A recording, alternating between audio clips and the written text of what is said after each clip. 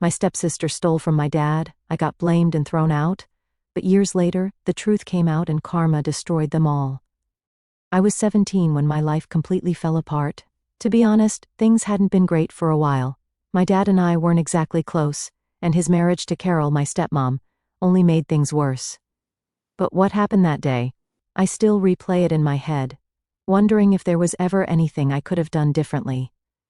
Let me back up a little. My stepsister Ashley was the golden child. She was 20 at the time, 3 years older than me, and had this way of getting everything she wanted. She was one of those people who could do no wrong in the eyes of adults, especially my dad. Meanwhile, I felt like I couldn't breathe without someone accusing me of doing it wrong. I learned early on to keep my head down and stay out of the way, but even that wasn't enough. Ashley hated me. I don't use that word lightly, but it's the truth. She had this venomous energy around me that I could never understand. I tried being nice when I first moved in with them, but it didn't take long to realize it didn't matter what I did. She just didn't want me there. And Carol, she only made it worse. If Ashley said the sky was green, Carol would be out there arguing with NASA to back her up. It was little things at first. Ashley would borrow my stuff without asking, makeup, clothes, even my phone charger, and then play dumb when I confronted her. If I complained to my dad, Carol would swoop in, twisting the story to make me sound unreasonable or selfish. "She's just borrowing it," she'd say. "Why are you always so dramatic?" The worst part was that my dad believed them every single time. I think part of him was just relieved not to have to deal with the fallout of his divorce from my mom. He'd latch onto whatever story Carol fed him because it was easier than dealing with me. If you asked him, I was the problem child, just like my mom. He liked to throw that one around a lot. "You're just like her," he'd say whenever I dared to speak up. He never said it like it was a compliment. So by the time the watch incident happened, things had already been building for years. My dad had this watch, this ridiculously expensive custom-made thing that my mom had given him back when they were married. It wasn't just a watch to him, it was sentimental, one of the few things he kept from their marriage, though he'd never admit it outright. He wore it on special occasions and polished it like it was some kind of family heirloom. I didn't even realize the watch was missing until I came home from school one day and walked straight into a storm. My dad was pacing in the living room, his face bright red. Carol was sitting on the couch with her arms crossed, glaring at me like I'd just committed some terrible crime. And Ashley? She was sitting off to the side, looking way too innocent. It was the kind of innocent that practically screams guilt, but my dad never saw it that way. "Where is it?" My dad barked the moment I stepped inside. I froze, confused. "Where's what?" "The watch," Carol snapped, like I was being difficult on purpose. "Don't play dumb, young lady.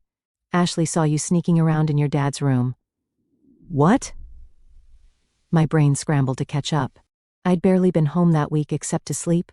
The only time I'd even gone near their room was to grab the cat when she bolted upstairs. I didn't take anything.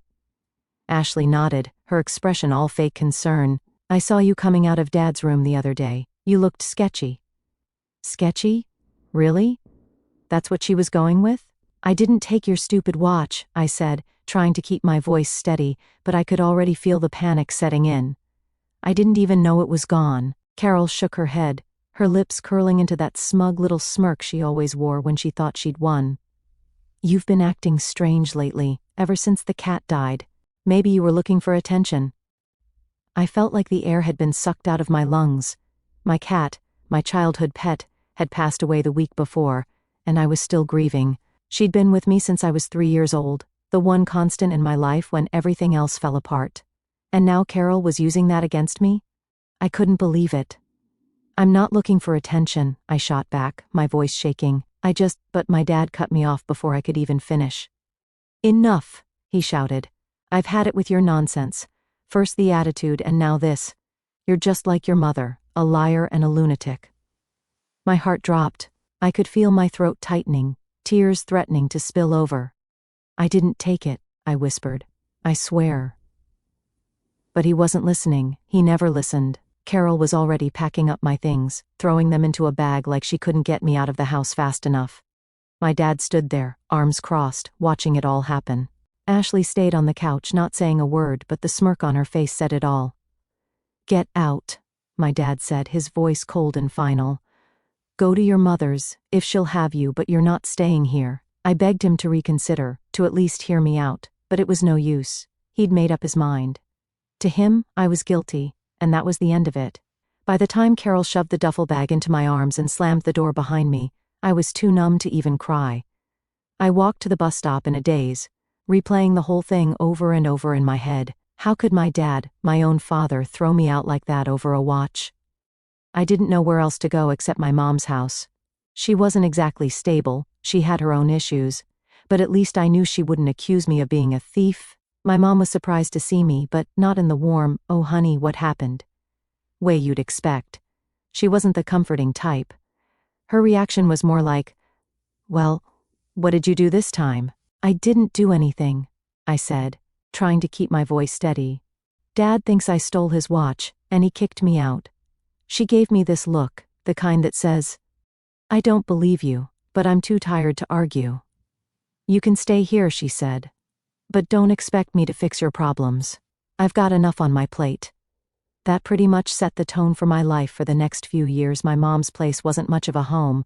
She lived in a tiny apartment that smelled faintly of cigarettes and mildew, with peeling wallpaper and creaky floors that groaned under the weight of your footsteps. It was always a mess. Papers piled on every surface, half-empty coffee cups forgotten on the counter, and a sink that seemed permanently full of dishes.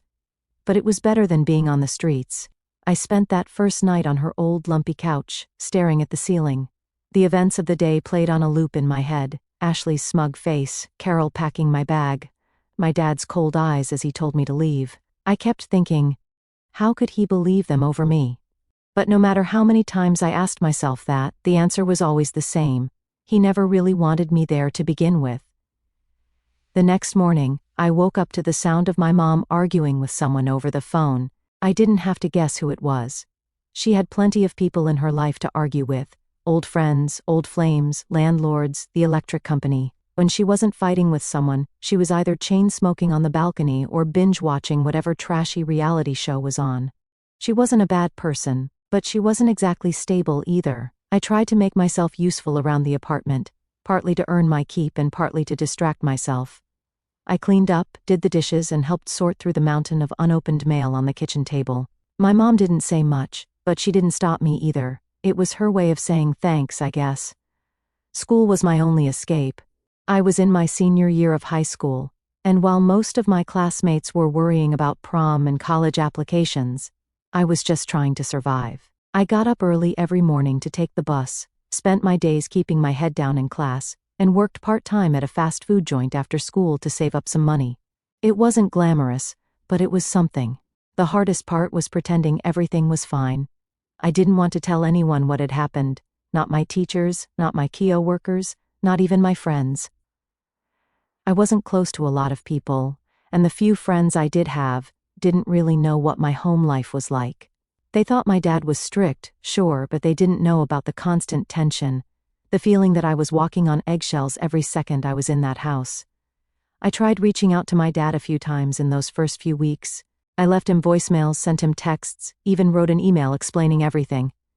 I told him I didn't take the watch, that I would never do something like that. I begged him to at least hear me out, but he never responded. Not once. That hurt more than anything else. Not just that he didn't believe me, but that he didn't care enough to even ask for my side of the story. He'd made up his mind, and I was just gone. Meanwhile, Ashley and Carol? They were living their best lives. I saw pictures on social media, Ashley at some fancy brunch, Carol showing off a new handbag, and it made me sick. They didn't just win, they got to keep living comfortably while I was struggling to scrape by. It wasn't fair, but what could I do? They had my dad wrapped around their fingers, and I had nothing. My mom, for all her faults, didn't make me feel like a burden, not exactly. But she wasn't exactly a warm presence either. She had her own issues to deal with, and I was just another body in her already cramped apartment. She let me stay as long as I kept out of trouble, but it was clear I couldn't rely on her for much beyond that. Still, I kept going. I graduated high school, which felt like a miracle in itself. My mom didn't come to the ceremony, but I didn't expect her to. It was just me, sitting in the back row with the other kids who didn't have a cheering section.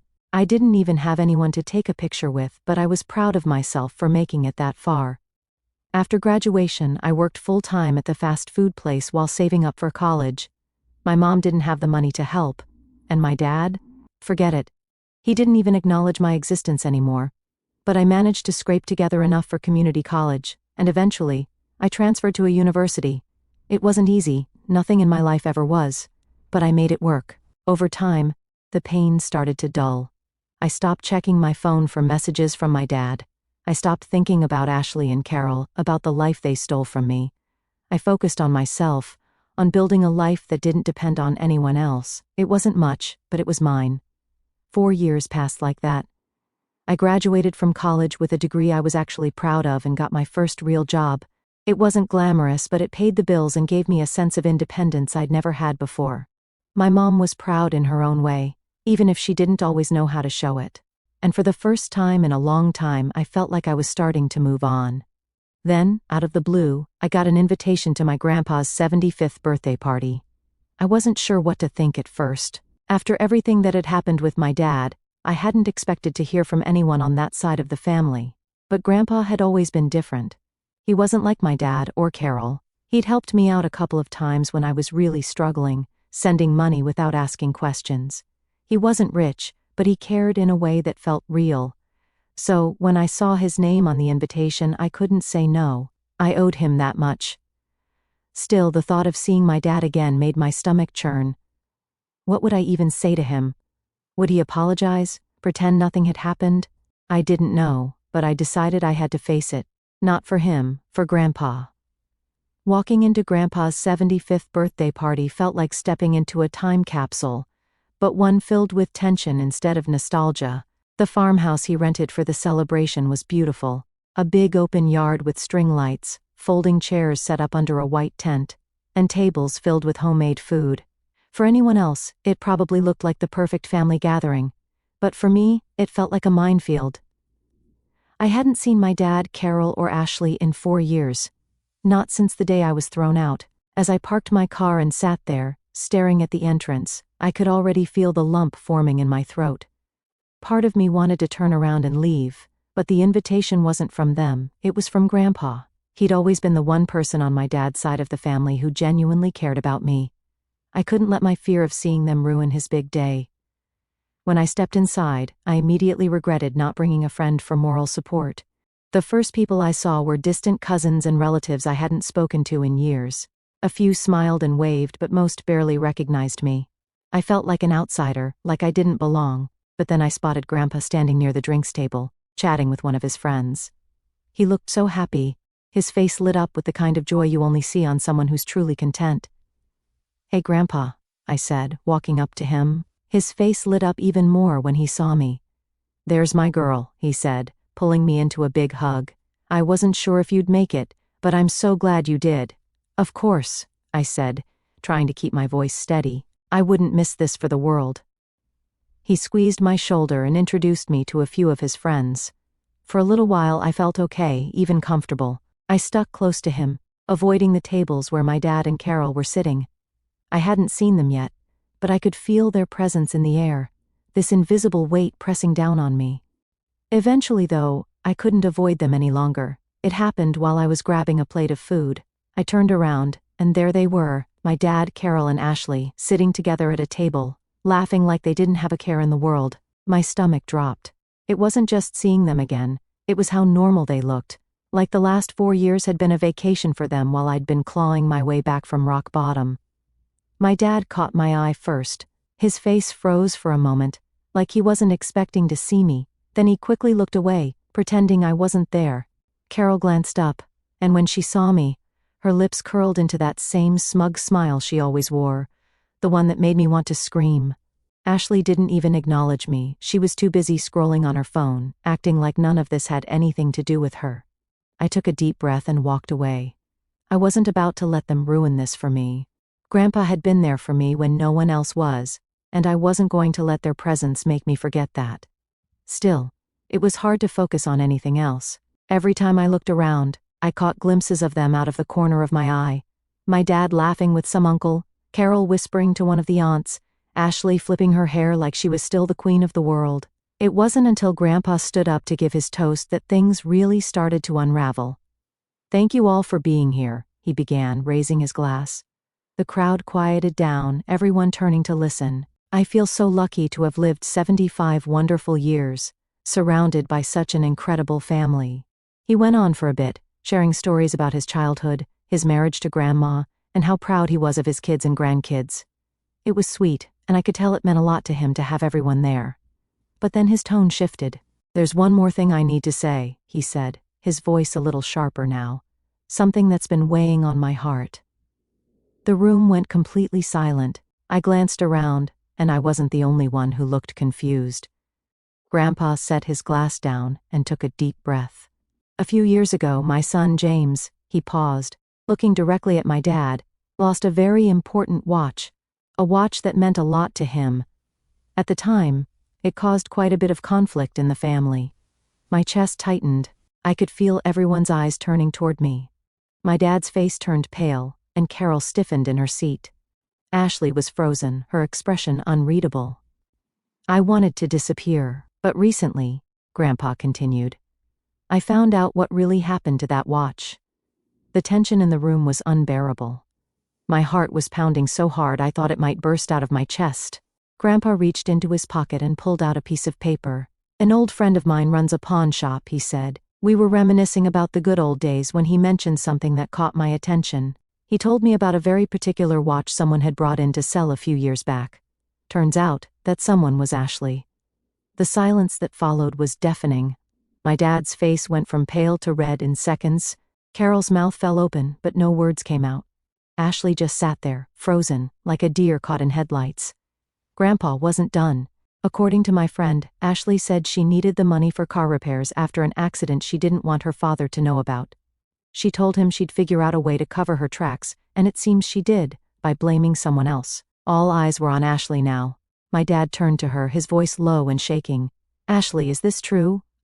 She stammered, her face flushing. "I didn't mean—" Carol jumped in, trying to salvage the situation. "James, she was young. She made a mistake." "A mistake?" Grandpa's voice cut through the air like a knife. "You destroyed someone's life over a mistake. You let this girl," he gestured toward me, "be kicked out of her home while you sat back and did nothing. That's not a mistake, Carol. That's cruelty." I couldn't stay. My head was spinning, my chest felt tight, and I could barely breathe. Without a word, I slipped out the door, leaving the chaos behind.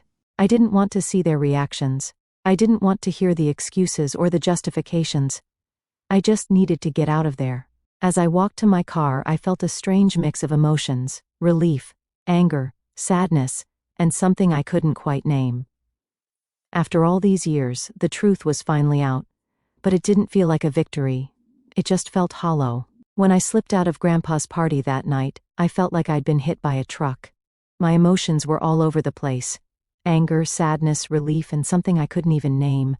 I didn't feel victorious, even though the truth about the watch was finally out. If anything, I felt more lost than ever. The air outside was cool, and I stood there for a moment, trying to catch my breath.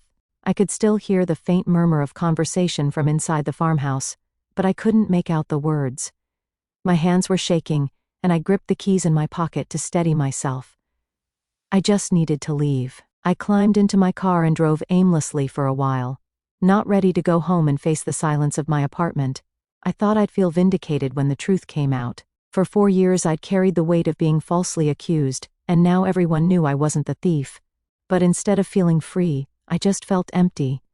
My phone buzzed in the cup holder, pulling me out of my thoughts. I glanced at the screen and saw a missed call from my dad, then another, and another. By the time I pulled over to check my messages, he'd left 3 voicemails. I hesitated for a moment before hitting play. The first message started with his voice trembling. "I'm sorry, okay? I didn't know. I didn't want to believe it, but I guess I was wrong. Just call me back, please."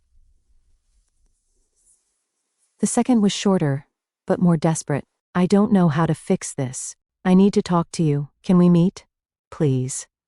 The third one, though, took a different tone. "I can't believe you let Dad humiliate me like that in front of the whole family. You should have told me what he was planning. This isn't how families handle things. We need to talk." I stared at the phone in disbelief. He's blaming me? After everything he put me through, After believing Ashley and Carol over me without a second thought, he had the nerve to act like I was the one who betrayed him? I tossed the phone onto the passenger seat and started driving again, trying to make sense of it all. The next morning I woke up to more messages. My dad had sent a string of texts that ranged from apologizing to accusing me of turning Grandpa against him. Carol hadn't reached out, and neither had Ashley. Not that I expected them to.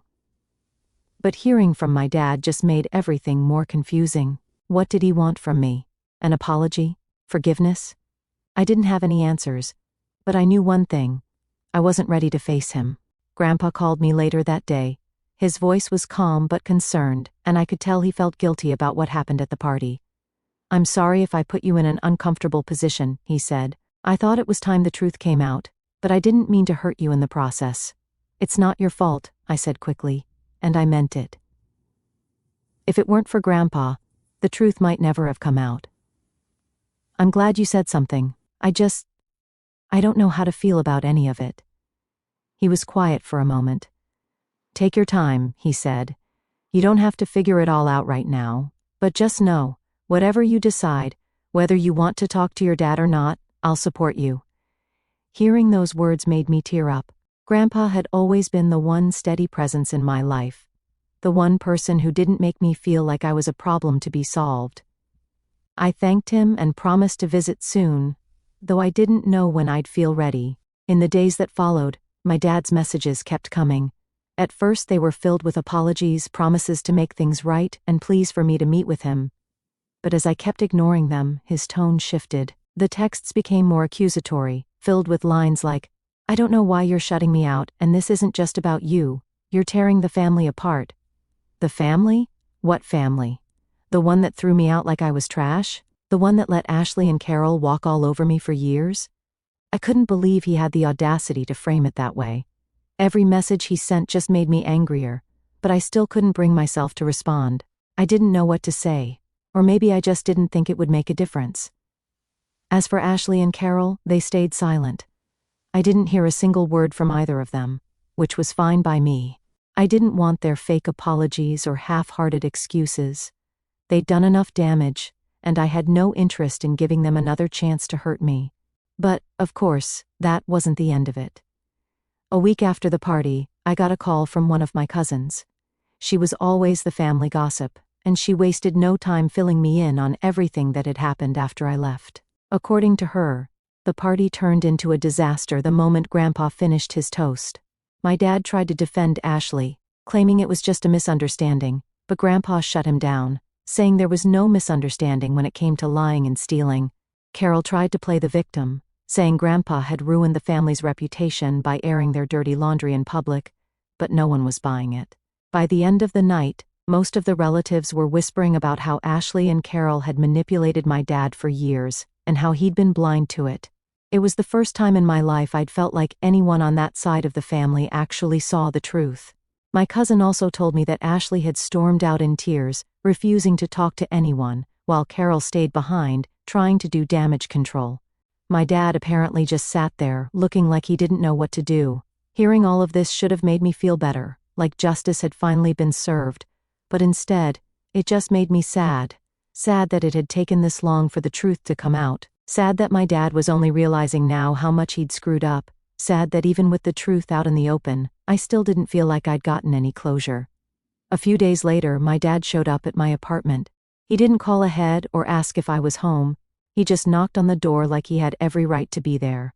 When I opened it and saw him standing there, I felt my chest tighten. He looked tired, older than I remembered, and his eyes had this desperate look in them that I didn't know how to process. "We need to talk," he said. I stood there for a moment, gripping the edge of the door. Part of me wanted to slam it in his face, but another part of me, the part that still craved his approval no matter how much I hated it, told me to hear him out. "Fine," I said, stepping aside to let him in. "Talk." I stood there, gripping the edge of the door, as my dad shuffled into my apartment. He looked smaller than I remembered, like the weight of everything that had happened had finally caught up to him. He didn't say anything at first, just glanced around my apartment like he was trying to place me in this new version of my life. I crossed my arms and waited, my stomach twisting into knots. "Nice place," he said awkwardly, finally breaking the silence. "Thanks," I replied flatly. I wasn't going to make this easy for him, not after everything. "What do you want?" He looked at me like I'd just slapped him, but I didn't feel bad about it. He wasn't here to catch up or make small talk. He had a purpose, and I wasn't going to let him dance around it. I came to apologize," he said, running a hand through his hair. "I know I screwed up, big time. I should have believed you and I didn't. I let them convince me you were lying, and that was wrong."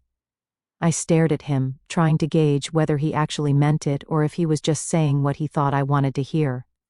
"It took you 4 years to figure that out?" His shoulders sagged, and he looked down at the floor. "I know. I was blind. I wanted to believe Carol and Ashley because it was easier than admitting that my family wasn't perfect. I didn't want to face the fact that they could lie to me like that. And I don't know. Maybe I was afraid you'd turn out like your mom." There it was, the thing he always threw in my face. I felt my jaw tighten. "You mean the mom you divorced and called crazy every chance you got?" He winced but didn't argue. "I know I said some things I shouldn't have, about her, about you. I was wrong, and I see that now." "You see it now?" I shot back, my voice rising. "It took Grandpa blowing up your perfect little bubble for you to even consider that maybe I wasn't the problem. Do you have any idea what it was like for me, being thrown out like I was nothing? And for what? A watch Ashley stole to fix her car?" "I know," he said quietly. "I can't imagine how much that hurt you." I laughed bitterly. "You can't imagine? You don't have to imagine, Dad. You lived it. You made it happen." He flinched, and for a moment I thought he was going to leave. Part of me hoped he would. But instead, he took a deep breath and looked me in the eye. "You're right," he said. "I failed you as a father. I let you down when you needed me most. And I don't deserve your forgiveness. But I'm asking for it anyway." The sincerity in his voice caught me off guard for a second. I didn't know what to say. Part of me wanted to forgive him, to let go of the anger that had been eating at me for years. But another part of me, the part that still felt like a 17-year-old kid standing on the sidewalk with a duffel bag, couldn't let him off the hook so easily. "I don't know if I can forgive you," I said finally. "Not yet, anyway." He nodded, like he expected that answer. "I understand. I want to fix things if I can. I want to be part of your life again." I shook my head, frustration bubbling up inside me. "You don't get to just walk back into my life and act like nothing happened. You let them ruin everything for me, and now you want to fix it? How? What could you possibly do to make up for 4 years of ignoring me?" He didn't have an answer for that. He just stood there, looking lost and ashamed. And maybe that should have made me feel better, but it didn't. It just made me feel more empty. "I don't know what to say," he admitted. "I can't change what I did. All I can do is tell you how sorry I am, and hope you'll give me a chance to make things right." I stared at him for a long moment, my mind racing. Part of me wanted to scream at him, to make him feel even a fraction of the pain I'd felt all those years. But another part of me just felt tired. Tired of carrying the anger, tired of reliving the betrayal, tired of trying to figure out what I owed him, if I owed him anything at all. "I need time," I said finally. "I can't just let this go. I need to figure out where I stand with you." He nodded again, his face heavy with emotion. "Take all the time you need. I'll be here when you're ready." For a moment I almost felt sorry for him, but then I remembered all the nights I spent crying myself to sleep, all the times I begged him to listen to me, and the sympathy vanished. "I think you should go," I said, stepping back toward the door. He hesitated, like he wanted to say more, but then he nodded and walked past me. "I'm sorry," he said again as he stepped out into the hallway. "For everything." I closed the door behind him and leaned against it, my chest heaving with a mix of emotions I couldn't even name. Relief, sadness, anger, closure maybe. I wasn't sure yet. In the days that followed, I started to process everything. Grandpa called to check in on me, and I told him about the conversation with my dad. He didn't try to push me one way or the other, just listened and let me vent. It helped more than I expected. My dad kept his promise and didn't contact me again, though I knew the door was open if I ever wanted to reach out.